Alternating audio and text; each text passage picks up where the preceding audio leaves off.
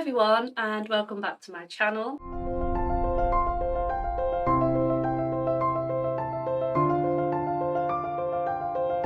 If you're new here, my name's Louise and I make videos all about my life living with scoliosis. As May is Mental Health Awareness Month, I wanted to talk about my experiences of scoliosis and anxiety. If you have scoliosis and can relate to anything that I talk about in this video, please let me know in the comments and just know that you're not alone. Having a long-term chronic condition like scoliosis can have a huge impact on your mental health, and I actually have a whole video on how scoliosis has affected my own mental health over the years. But in this video I wanted to talk about anxiety specifically because it's something that I struggle with on a daily basis, and I actually have health anxiety, and I do believe that scoliosis is something that triggered this off many years ago, and it's something that I still live with today. In preparation for making this video, I have been thinking a lot about this topic, and I think that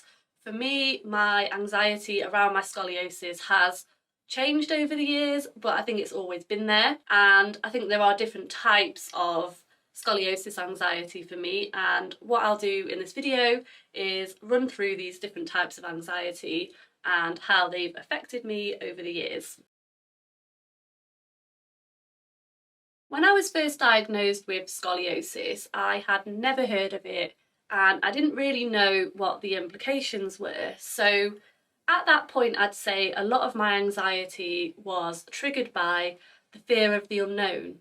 I didn't know what my future would look like, and for me that was really scary, especially for me as my scoliosis was fairly severe when it was diagnosed. It was well past the point that surgery would be recommended, and so I was worried about the future. If I didn't have the surgery, or if I did have the surgery, what would it look like in the future? Would I be able to do all the things that I can do now, is what I was thinking. Would I be able to walk? Would I be in a wheelchair? Thoughts like that went through my head and obviously caused a lot of anxiety, especially as I was only 14 at the time, so it was quite traumatic. I'm probably showing my age a bit now by saying this, but when I was first diagnosed at 14, there was no social media, so I feel like people that are diagnosed now, it's a lot easier to see other people's experiences with the surgery, with scoliosis, to hear from people like myself who have had the surgery and see that it's not the end of your life to be diagnosed with scoliosis. You can still live a fulfilling life. But obviously when I was 14, I didn't have access to any of that. I didn't know anybody with scoliosis. I'd never spoken to anybody with scoliosis. I'd never seen anybody's story. And I just saw it as, this is the end of my life now. And I was very, very upset about it. And I didn't know what my future held. So for me, the initial diagnosis and the fear of the unknown caused me a lot of anxiety around that time. And now I'm in my 30s. I had my surgery 13 years ago now, and the fear of the unknown is still there to some extent. I still have anxiety about the future, but now it's changed. So I worry about my pain. Will it get worse as I get older? My lower back, will the discs wear out quicker than other people? Am I going to have further surgery in the future? Things like that. So the way I cope with that is to basically just try and live my life as best I can and do everything that I want to do now, because I'm unsure whether I will be able to in the future. So I just try and live for today and do everything I can while I can, basically. I was diagnosed with scoliosis at age 14, and for various reasons I didn't have scoliosis surgery until I was 24. So during those 10 years, I would say that was probably one of the worst times of my life for anxiety, because I was constantly anxious and worrying about curve progression. I struggled a lot with the thought that my scoliosis would progress at the time or in the future. So if I didn't have the surgery, because my scoliosis was severe already, my concern was that if I didn't have the surgery, that it would progress. And I'd read a lot of stories about how larger curves like mine can progress over time, can progress with certain events, like if you got pregnant or went through the menopause, things like that. So I was absolutely terrified, thinking that if I didn't have the surgery, my scoliosis would get closer to 100 degrees and then it would start impacting my lungs and my heart. And that sort of anxiety just caused me to spiral. I would say at the time it consumed me. It was really unhealthy, but at the time I didn't realise that anxiety was a thing. But I would spend a lot of my time isolated away from other people. I would be on forums on the internet researching. I just was consumed and obsessed with my scoliosis and the fact that it was progressing. I would take pictures of my back constantly and I would compare them, and I would be convinced that it was getting worse. And yeah, it consumed me so much that I'd say the anxiety was worse than the actual scoliosis itself at that point. So now obviously I've had scoliosis surgery. I don't have those anxieties about the scoliosis progressing now, but now I have new anxieties, which I'll talk about more later. Another type of anxiety that I have had and still have to some extent today is anxiety around other people. When I was a teenager and in my 20s, before I had my surgery, I did have quite a large rib bulge on my back, and it was fairly noticeable to me anyway. So I was very self-conscious and I used to feel very, very nervous around other people because I was worried that someone would notice it or say something to me or make fun of me, that sort of thing. So I used to cover myself up quite a lot, especially if I was somewhere where I was more exposed, like on a beach or at a swimming pool or something like that. I would try and avoid people. I'd go when it was quiet, I would cover myself up. And I think to this day, even though I've had surgery, and I am more confident than I was back then, and I'm less bothered, I think, about what people think, and I'm more proud of the fact that I've got scoliosis, and I'm happier to kind of show it off and my scar, but I still feel self-conscious to this day. I feel like that earlier trauma of having scoliosis as a teenager is still there in the background, and I still do feel anxious when I have to wear a bikini or wear a strappy top or dress or something like that. I still have those anxieties there, and I don't think they'll ever go away. They're still going to be there, I think, for the rest of my life. I try my hardest to, even though they're there, I still try my hardest to do things that I want to do and not let it stop me. Whereas when I was younger, there were times where I wouldn't do certain activities or go to certain events because of my scoliosis, which actually is really sad when I think about it now. I'd say that scoliosis has had a huge impact on my self-worth and self-esteem and confidence. And even though I am more confident now, I still struggle even with making eye contact with people.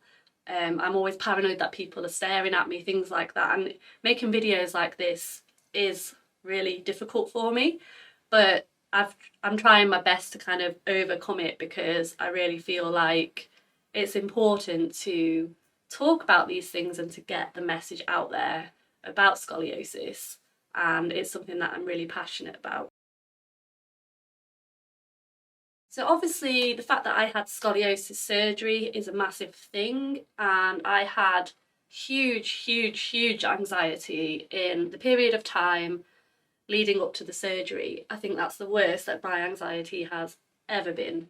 And I think just because it's such a massive operation, you don't know, you read stories about how other people have got through it and recovered, but you never know how you're going to react. You never know what's going to happen. There are massive risks involved. So obviously I was very scared and very anxious, and it didn't help that I had to wait quite a long time for the surgery. It was well over a year, maybe longer, and it was moved a few times as well. So it really didn't help. I felt like my life was on hold during that time, basically. And I found it really hard to do anything and to concentrate on anything because I was consumed with anxiety about the upcoming surgery. So much so that I was that anxious about it that I made myself ill. I really don't know how I got through that period of the leading up to my surgery. I think I spent a lot of time on scoliosis forums and talking to other people that had been through the scoliosis surgery and that were in the early stages of recovery. And I just had to cling on to the fact that the majority of people get through this surgery and recover and everything's okay. So I clung on to that, and that's the only way I could get through. But I felt like on the day of the surgery, I just felt like it wasn't happening to me. I felt like I wasn't in my own body, and it just felt like a weird dream. And then I also suffered with post-surgery anxiety, which is a thing, and it's something that I feel isn't often talked about. But after my surgery, I had quite bad post-surgery anxiety for around a year. It was particularly bad. And there were several reasons for this. Obviously, having scoliosis surgery is a massive thing to put your body through. So obviously I was worried about things like infection. At one point I had a swollen leg and I had to get scanned for a blood clot. So obviously I was anxious about that at the time. And I was just anxious in general about damaging my back because obviously I'd been through this huge operation and I didn't want anything to go wrong. I didn't want my spine to not fuse properly, or I didn't want to fall over and damage the fusion. So that period of time where my back was healing, I was absolutely terrified of doing anything, of even going out. I mean, I did go out for walks and things, but I was really scared about falling over, things like that. And then another anxiety I had was I was scared that it wouldn't fuse properly and that my spine was curving again and getting worse. My spine isn't completely straight now because they couldn't straighten it 100%. So I still have scoliosis. I did gain some height after my surgery, and so I spent quite a lot of time after the surgery like measuring my height and making sure I was still the same height because I was paranoid that I was shrinking. And then also as well taking pictures of my back again. And when I say taking pictures, it wasn't just a few. There were hundreds of pictures every day. It became an obsession, and I'm saying this now because I know looking back it wasn't healthy, but at the time I couldn't see it. I was consumed in the scoliosis and the recovery, and I was just consumed in the fact that it was potentially getting worse again. And yeah, it was really bad. So I used to take pictures from different angles, videos as well, and just spend hours analysing them and just making sure that my back still looked the same. And yeah, it was pretty bad at the time. Coming back to the present day, I still have anxieties around my scoliosis. The funny thing is, I really thought that once I had the surgery, that all my anxiety around scoliosis would disappear because my scoliosis was fixed and it couldn't move, and that was the main cause of my anxiety, the fear of the progression in the future. So once this was taken away, I thought I will have no anxieties left and I'll be able to completely forget about my scoliosis and enjoy my life. But unfortunately for me, that's not been the case, and I have new anxieties now that I struggle with on a daily basis. Now I tend to worry about my back pain. Some days it will be worse than others, but I have back pain most days and I worry about that. I worry about what it's going to be like in the future. Is it going to get worse? Will it become debilitating? Things like that. I already have wear and tear in my lower discs, which I have had an MRI scan on my spine recently, and I do have some wear and tear. And obviously I'm worried about that. Is it going to get worse? Will I have to have further surgery in the future? I do have numbness in my legs as well, which I've had scans on, and I've been told that that's not related to my back or my scoliosis, which I find hard to believe, but Anyway, I have that as a symptom, so I get anxious about that and I worry whether that will get worse. I feel like my anxiety around my scoliosis has taken over so much of my life, especially my teenage years and my early 20s. I refuse to let it take over anymore, and whilst it's still very much there, I feel like I'm now in better control of it, and now I'm more aware of it so I can manage it better. I have sought CBT therapy in recent years, and I also now take medication to help me deal with the anxiety around the scoliosis and my health in general. I try not to let my anxiety and my scoliosis stop me from doing things, although I do worry about certain activities and the impact on my spine and my back. So for example, like running, I love running, but I obviously worry about the impact on my spine. I know that there are other activities that are probably better, more low impact activities, but I just really enjoy running, and I think, why should I let my scoliosis stop me from doing something that I truly enjoy? And it's one of the only things that helps me with my anxiety and makes me feel good. I want to end this video by saying that if you have scoliosis and you can relate to anything that I've talked about in this video, or if you experience anxiety yourself around your scoliosis, then it's completely normal and it's completely valid to feel this way. I will say that try not to let your anxieties build up because they can quickly get out of control. Don't do what I did and ignore them for so many years. If you're struggling with anxiety, then it's really important to seek out help, because the impact of scoliosis on mental health is huge. And I think that it's often underestimated. I think that oftentimes medical professionals, I've even been told, you know, once you've had the surgery, if you choose to go down that route, then it's fixed.